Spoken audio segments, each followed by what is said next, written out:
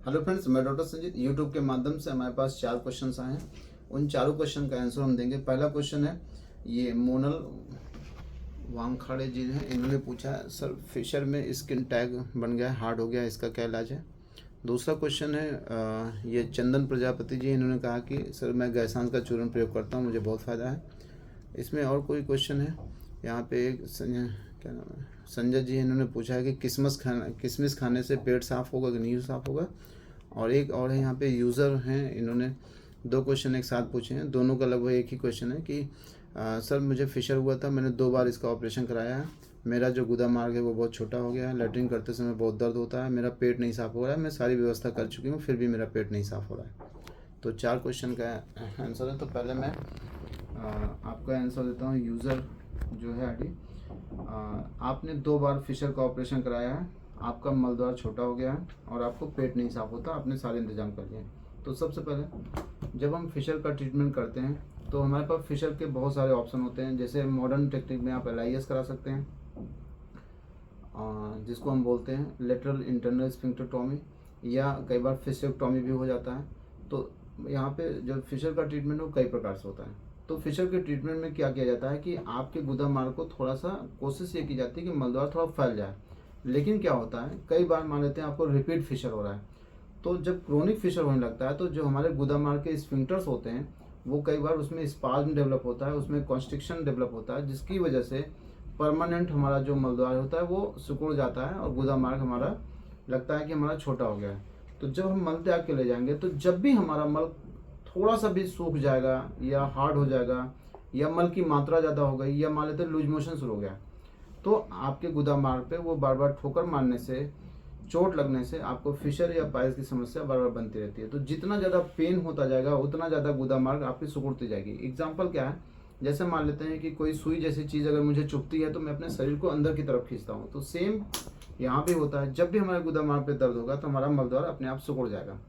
तो इसका सबसे बेस्ट तरीका ये है कि हम कोई भी जेली लें, जैसे लॉक्स 2% जेली आती है, या कैल्शियम जो चैनल ब्लॉकर्स का एक क्रीम आता है, जैसे डिल्टिया जैसे का आता है, इस तरह की क्रीम्स को हम यहाँ पे गुदा मार्ग पर ऐसे हल्का हल्का लगाएं।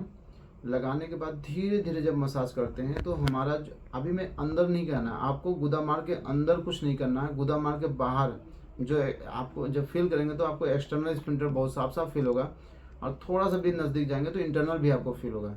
तो इसको धीरे धीरे ऐसे मसाज करते हैं। मसाज करने से क्या होता है, जो हमारे स्फिंक्टर का जो स्पाज्म होता है वो धीरे धीरे धीरे कम होने लगता है। मल द्वार के अंदर कोई मसाज नहीं करना है। अगर इसके बाद भी अगर आपका गुदा मार्ग में जो कॉन्स्ट्रिक्शन था, जो जो सिकुड़ गया था, वो ठीक नहीं हो रहा, तो अपने डॉक्टर के पास जाइए जिन्होंने आपका ऑपरेशन किया, या जो भी एनोरेक्टल सर्जन है उनसे इसके बारे में, एनल डायलेटेशन के बारे में बात करिए कि सर क्या मैं एनल डायलेटेशन करा सकती हूँ या करा सकता हूँ। एनल डायलेटेशन में एक लॉ डायलेटेशन आता है, आप गूगल पे या यूट्यूब पे आप देखिएगा। उसमें क्या करते हैं कि 3 फिंगर या 4 फिंगर तक उसको मलद्वार को फैलाया जाता है। लेकिन ये स्पाइनल एनेस्थीसिया यानी एनेस्थेटिक ड्रग डॉक्टर होते हैं उनके प्रेजेंस में किया जाता है। ये घर पे या किसी क्लिनिक पे नहीं हो सकता। इसके लिए आपको बाकायदा पूरा सर्जिकल प्रोसीजर फॉलो करना पड़ता है और इसको मलद्वार को फैलाया जाता है। उससे क्या होता है कि जो आपके स्फिंक्टर जो बहुत टाइट हो गए थे, जो कॉन्स्ट्रिक्ट हो गए थे, उनको जब फैलाते हैं तो थोड़ा सा वो रिलीज हो जाते हैं।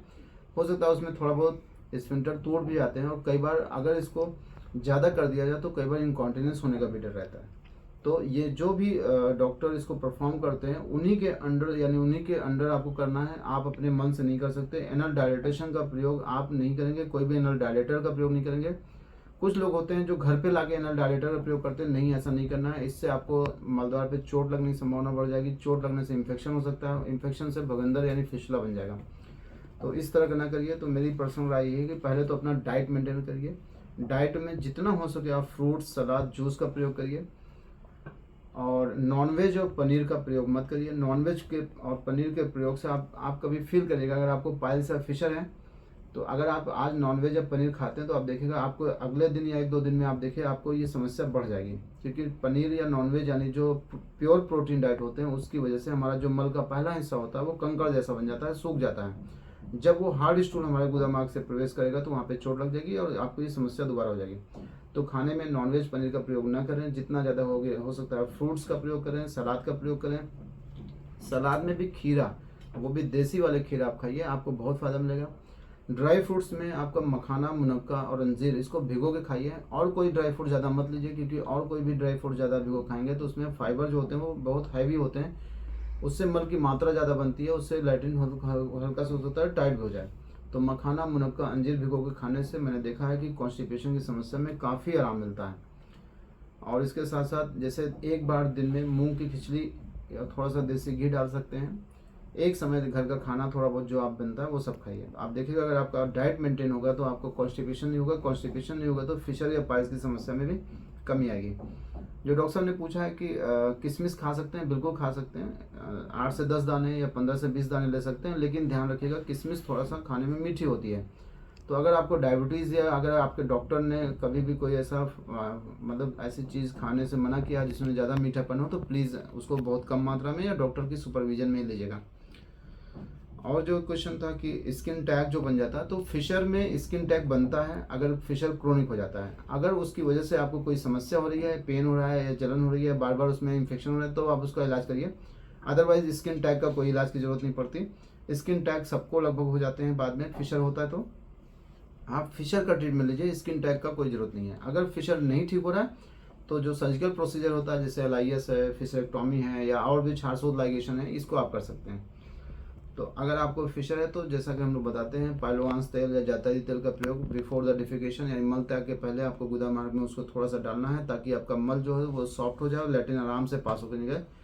बाकी मैं इसका लिंक आपको शेयर कर देता हूँ, कैसे हम जायतरी तेल या पाइलोवांस तेल को अप्लाई करते हैं, कौन सा डाइट आपको लेना है वो मैं शेयर कर देता हूँ। और फिशर के बारे में हम लोगों ने बहुत सारे वीडियोस बनाए हैं, डाइट पे बहुत सारा वीडियोस बनाए हैं, वो आप प्लीज़ आप एक बार देख लेंगे तो मुझे लगता है आपका क्वेश्चन का आंसर मिल जाएगा। धन्यवाद।